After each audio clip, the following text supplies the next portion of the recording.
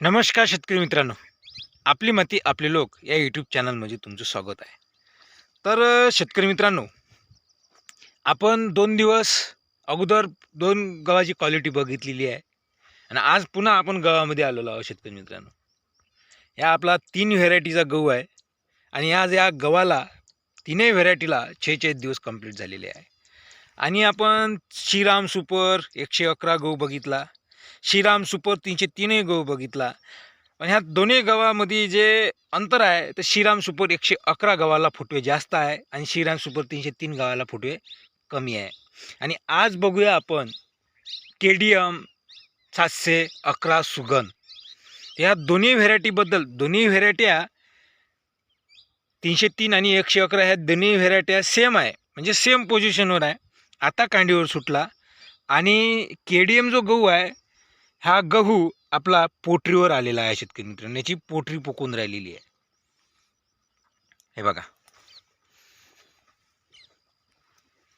हे बघा पोटरी बघा, हे बघा, हे बघा पोटरी पोकून राहिली आणि तो सध्याच आता कांडीवर सुटलेला आहे, म्हणजे त्याची फुटवेस होऊन राहिले अजून काही.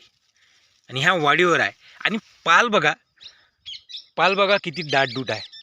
कालावधीसारखाच, म्हणजे ह्या याची प्रोसेस फास्ट आहे KDMची, तो लेट आहे शेतकरी मित्र. दोन्ही व्हेरायट्या बघा, तुम्हाला दोन्ही व्हेरायट्या म्हणजे तीनही व्हेरायट्या दिसत असेल बघा.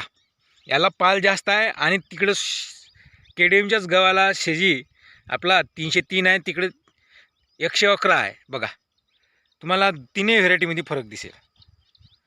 व्हिडिओमध्ये दिसतच असेल तुम्हाला गव्हाचा फरक आहे.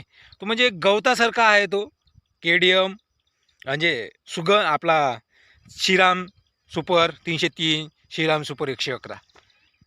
आणि हा गहू बघा KDM बघा, दिवसासारखेच कशा पद्धतीने आलेला आहे. तर मला मनाचं एकच आहे की याला पाल जास्त आहे, तो गवतावानी दिसते.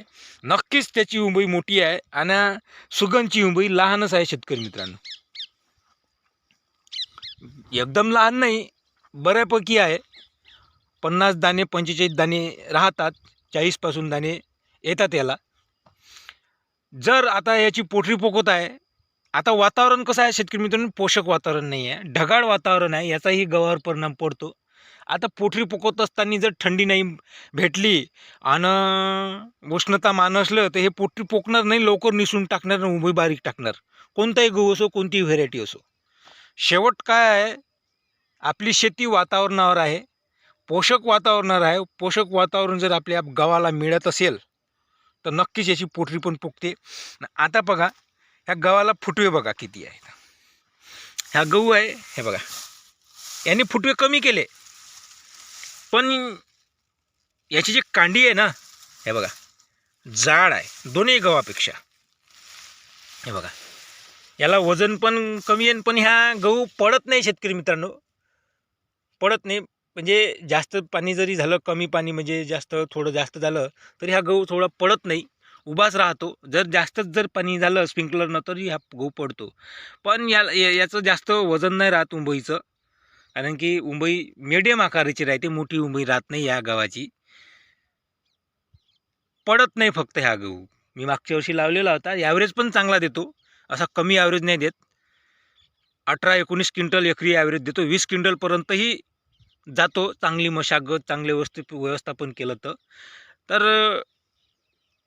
मागच्या वर्षी हा 4 एकर गहू होता आणि मागच्या वर्षी दुसरा 4 एकर, म्हणजे असा 75 क्विंटल गहू मला दोन्ही असं 4-4 एकरात झाला. असा 150 क्विंटल गहू झालेला होता शेतकरी मित्रांनो. मागच्या वर्षी अजित 102 होता आणि दुसरा होता सुगन 111, असे 4-4 एकराचे 2 प्लॉट होते. आणि ह्यावर्षी 1-1 एकर मी दोन्ही गहू टाकलेले आहे, म्हणजे 3 व्हेरायट्या. तर मला असं निश्चित वाटते की ह्या तिन्ही व्हेरायट्याबद्दल जर असं ॲनालिस केलं, जर पाहतो म्हटलं तर नक्कीच त्या गव्हाची उंबई मोठी राहणार आहे 111ची, आणि त्याच्यापेक्षा 303ची, आणि तिसरा नंबर आपला सुगनची. असं माझ्या लक्षात येऊन राहिलं शेतकरी मित्रांनो. आणि मला कमेंट पण आलेली आहे की 111 303मध्ये 80 ते 85 दाणे राहतात म्हणते. मला कमेंट आलेली आहे. तर नक्की पाहू आता आपलं समोर जस दिवस जाईल तसे आपले दिवस जवळच येऊन राहिले मुंबईचे. आणि या KDMला ह्या जो सुगन आहे आपला 711 याला जर आपण पाहतो म्हटलं फुटवे तर जास्त फुटवे नाही आहे. हे बघा, हे बघा, आता हे एक थोम सोडून देऊ आणि हे एक थोम आहे, हे पुरं थोम आहे एक.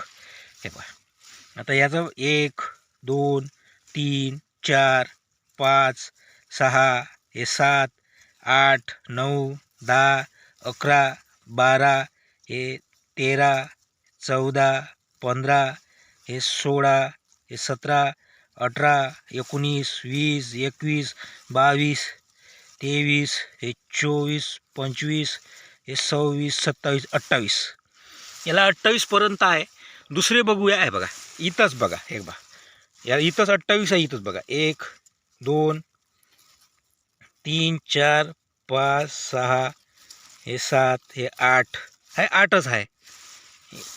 हे कुठे फुटवे पण नाही केले, असे लंबे फुटवे आहे, 8च आहे. आता हे बघा, हे थोम बघा, एकच थोम आहे. हे बघा, आहे येले बघा, 1 2 3 हे 4 5 6 7 8 9 हे 10 11 12 हे 13 हे 14 हे 15 16 हे 17 18 19 हे 20 21 22 23 24 25 26 27 28 29 हे 30 हे 31 32 33 34 35 हे 36 37 38 39 40 इथे 40 आहे.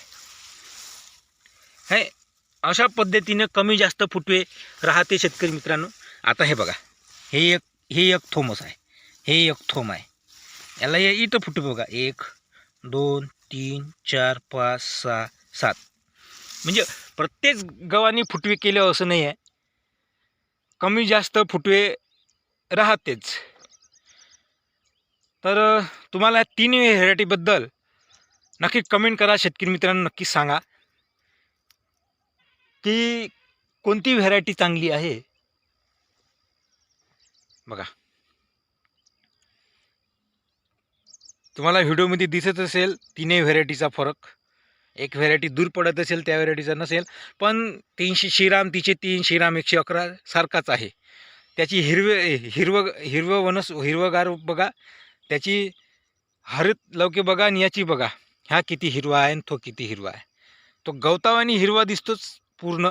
आणि ह्या बघा, याला पाल जास्त भरपूर आहे, या जास्त कस घेऊन राहिला जमिनीतून, तो पण घेऊन राहिला, सारखाच आहे. मला 3ही प्लॉट आलेले आहे शेतकरी मित्रांनो. तर आता नेक्स्ट व्हिडिओमध्ये भेटूया आपण हरभराकडे. ह्या हरभरा म्हणजे व्यवस्थापन, म्हणजे ह्या वातावरणाचा काय परिणाम होतो हरभरा पिकावर. आता फुलावस्थेवर आहे आपला हरभरा. तर नेक्स्ट व्हिडिओमध्ये भेटूया शेतकरी मित्रांनो. धन्यवाद.